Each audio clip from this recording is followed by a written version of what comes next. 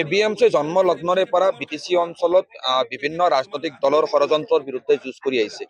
দীঘলীয়া সময় এবিএমচিয়ে বিটিচি অঞ্চলৰ অকল সংখ্যালঘু মুছলমান নহয়, এই বিটিচি অঞ্চলৰ সৰ্বস্তৰৰ অজনজাতিৰ জনগণৰ বিশেষকৈ ভূমিৰ অধিকাৰক লৈ সংগ্ৰাম আগবঢ়াই লৈ আহিছে। আজিৰ তাৰিখতো এবিএমচিয়ে ধাৰাবাহিকভাৱে এই বিটিচি অঞ্চলত ভূমিৰ অধিকাৰ বিচাৰি আমি কিন্তু আন্দোলন আগবঢ়াই আনিছো।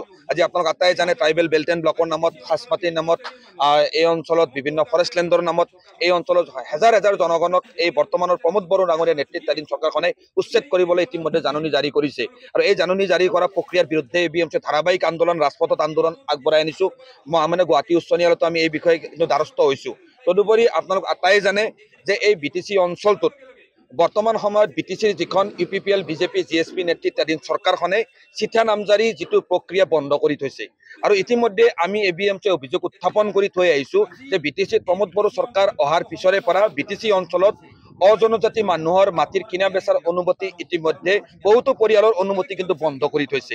আৰু চিঠা নামজাৰি প্ৰক্ৰিয়াটো বন্ধ কৰি দিয়াৰ লগে লগে এই বিটিচি অঞ্চলৰ যিখিনি খাতি খোৱা মানুহ, এই খাতি খোৱা মানুহখিনি আগতে যেনেকৈ ইয়াৰ স্থানীয় চক্ৰ বিষয়াৰ কাৰ্যালয়ত মাটিৰ কিনা বেচা কৰিব পাৰিছিল, চিঠা নামজাৰি কৰিব পাৰিছিল, সেই কামখিনি লৈ এতিয়া তেওঁলোকে বিটিচিলৈ যাব লগা হয়, কোকৰাঝাৰলৈকে যাব লগা হয়। আৰু কোকৰাঝাৰত আজিৰ তাৰিখত তেনেকুৱা বহুতো ফাইল পেণ্ডিং অৱস্থাত বৰ্তমান বিটিচি চৰকাৰখনে পেলাই ৰাখিছে।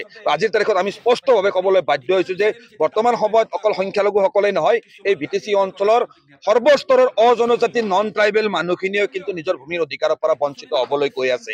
ইয়াৰ বিৰুদ্ধে আমি ধাৰাবাহিক আন্দোলন কৰিছো। কাৰণ আজি ট্ৰাইবেল বেল্ট এণ্ড ব্লকৰ নামত বিটিচিত যে আজি প্ৰায় অৰ্ধসহস্ৰাধিক মানুহক উচ্ছেদৰ জাননী দিছে, তাত কলিতা জনগোষ্ঠীৰ মানুহ আছে, ৰাজবংশী জনগোষ্ঠীৰ মানুহ আছে।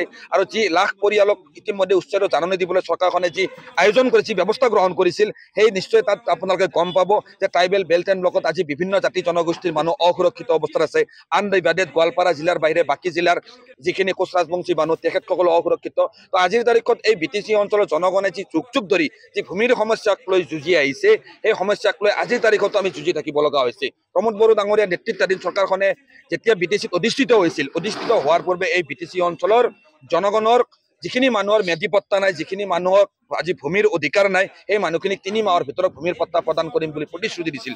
প্ৰমোদ বড়ো ডাঙৰীয়াই সম্পূৰ্ণভাৱে তেখেতৰ প্ৰতিশ্ৰুতিৰ পৰা আজি পাপ লুটি মাৰিলে আৰু বিটিচি অঞ্চলৰ লক্ষ লক্ষ জনগণক বিটিচিৰ পৰা খেদি পঠোৱাৰ ষড়যন্ত্ৰ কৰিলে। সেইকাৰণে আমি স্পষ্টভাৱে কৈছো যে এই লোকসভা নিৰ্বাচনত এই বিটিচি অঞ্চলৰ ৰাইজে, বিশেষকৈ কোকৰাঝাৰ আৰু দৰং ওদালগুৰি সমষ্টিৰ জনগণে নিজৰ এই নিৰ্বাচনক অকল নিৰ্বাচন হিচাপে লোৱা নাই, নিজৰ ভূমিৰ অধিকাৰ সুৰক্ষিত কৰাৰ এক যুঁজ হিচাপে গণ্য কৰিছে।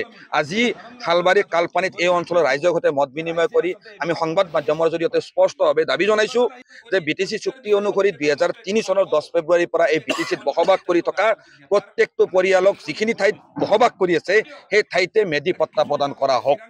ভাৰতখন এখন কল্যাণকামী ৰাষ্ট্ৰ হিচাপে যিখিনি মানুহৰ ভূমিৰ পট্টা নাই, বাসস্থান নাই, সেই মানুহখিনিক ভূমি আৰু বাসস্থানৰ ব্যৱস্থা কৰি দিয়া দায়িত্ব চৰকাৰ। আৰু এই দায়িত্ব পালন কৰাত প্ৰমোদ বড়ো ডাঙৰীয়া চূড়ান্তভাৱে ব্যৰ্থ হৈছে। প্ৰমোদ বড়ো যে এজন মিছলীয়া ব্যক্তি, সেই কথা ইতিমধ্যে বিটিচিৰ জনগণে বুজি পাইছে। হাগ্ৰামা মহিলাৰ ডাঙৰীয়াই যি পথ অনুসৰণ কৰি বিটিচি অঞ্চলৰ জনগণক আজি ইমান বছৰে ঠগিছিল, একেই পথেৰে প্ৰমোদ বড়ো ডাঙৰীয়া কিন্তু অগ্ৰসৰ হৈছে। নাই, এবিএমচি এটা এনেকুৱা সংগঠন নহয়। ইতিমধ্যে আমি আগতেই কৈছো যে গোটেই বছৰটো আমি আন্দোলন কৰি আহিছো আৰু নিৰ্বাচনৰ সময়ত আমি মনে মনে থাকিম। আজি আপোনালোক আগৰ সন্মুখত যিখিনি বক্তব্য দিছো ভূমিৰ অধিকাৰক লৈ, আজিৰ পৰা 6 মাহ আগতে এবিএমচিয়ে যিখিনি বক্তব্য দিছিল, সেইখিনি কথাই আজি কৈছো। তাৰমানে নিৰ্বাচন অহা কাৰণে কিছুমান ৰাজনৈতিক ব্যক্তিয়ে ভাবে যে এবিএমচি মনে মনে থাকিব লাগে, কিছুমান ৰাজনৈতিক ব্যক্তিয়ে ভাবে যে এবিএমচিয়ে কথা ক'ব লাগে। আচলতে কোনো ৰাজনৈতিক দলৰ কথা বতৰা মতে এবিএমচি বিগত দিনত উঠাব পৰা নাই, ভৱিষ্যত দিনতো উঠাব নকৰে।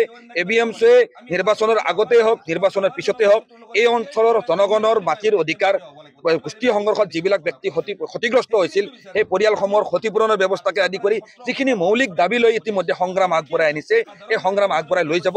বিটিচিত কোন চৰকাৰ আহিছে, প্ৰমোদ বড়ো আহিছে, আগতে হাগ্ৰামা মহিলাৰী আছিল, অনাগত দিনত আৰু কোনোবা আহিব। কিন্তু এটা কথা ঠিক, এবিএমচিয়ে নিজৰ সংগ্ৰামী চৰিত্ৰ অটুট থাকি এই বিটিচি অঞ্চলৰ জনগণৰ মাজত থাকি এই জনগণৰ ন্যায় নিৰাপত্তাৰ অধিকাৰৰ সংগ্ৰাম আগবঢ়াই। চাওক, ৰঞ্জিত বসুমতাৰী ওৰফে ফেৰেংগা, তেখেতৰ মন্তব্যটো ময়ো শুনিছো।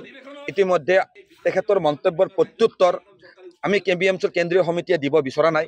আমাৰ এবিএমচিৰ জিলা সমিতিসমূহে তেওঁৰ মন্তব্যৰ প্ৰত্যুত্তৰ ইতিমধ্যে সংবাদ মাধ্যমৰ জৰিয়তে দিছে। যিহেতু আপুনি প্ৰশ্নটো সুধিছে, মই কথাখিনি কওঁ। আজি বিটিচি অঞ্চলটোক BTC অঞ্চলৰ লেণ্ড ৰেভিনিউ ডিপাৰ্টমেণ্টে হাজাৰ হাজাৰ পৰিয়ালক উচ্ছেদ কৰিবলৈ নটিচ দিছে। ABMCয়ে BTC চৰকাৰখনে চলোৱা উচ্ছেদৰ বিৰুদ্ধে ধাৰাবাহিকভাৱে আন্দোলন কৰি আহিছে, ৰাজপথত আন্দোলন কৰিছে। মহামান্য গুৱাহাটী উচ্চ ন্যায়ালয়তো আমি দ্বাৰস্থ হৈছোঁ। এই BTC অঞ্চলৰ সংখ্যালঘু তথা বিভিন্ন জাতি জনগোষ্ঠীৰ ভূমিৰ অধিকাৰক লৈ যুঁজিবলৈ ABMCয়ে সংগ্ৰাম কৰি আহিছে। আৰু তাৰ কাৰণে কোনোবা প্ৰাক্তন NDFB নেতা ৰঞ্জিত বসুমতাৰীৰ ভাবুকি, ৰঞ্জিত বসুমতাৰীৰ তুচ্ছ তাচ্ছল্যক আমি কোনো গুৰুত্ব দিয়া নাই। ৰঞ্জিত বসুমতাৰী ডাঙৰীয়া নেতৃত্বাধীন NDFBয়ে যেতিয়া হাতত অস্ত্ৰ লৈ আন্দোলন কৰি আহিছিল, সেই সময়তো ABMCয়ে একেই আৱাজেৰে একে কণ্ঠেৰে এনেকৈ আমি জনগণৰ ভূমিৰ অধিকাৰৰ কথা কৈ আছিলোঁ। আৰু আজিৰ তাৰিখত ৰঞ্জিত বসুমতাৰী ডাঙৰীয়া BTC ডিপাৰ্টমেণ্টৰ EM চাগে লেণ্ড ৰেভিনিউ, আজিও আমি একে সুৰেৰে কথাটি কৈছোঁ। ৰঞ্জিত বসুমতাৰী ডাঙৰীয়া আচলতে নিজৰ মন্তব্যৰে এটা জাতীয় সংগঠনক যেতিয়া তুচ্ছ তাচ্ছিল্য কৰিছে, এই মন্তব্যৰ দ্বাৰা আচলতে BTC অঞ্চলৰ লক্ষ লক্ষ সংখ্যালঘু ৰাইজৰ আৱেগত কিন্তু আঘাত দিছে।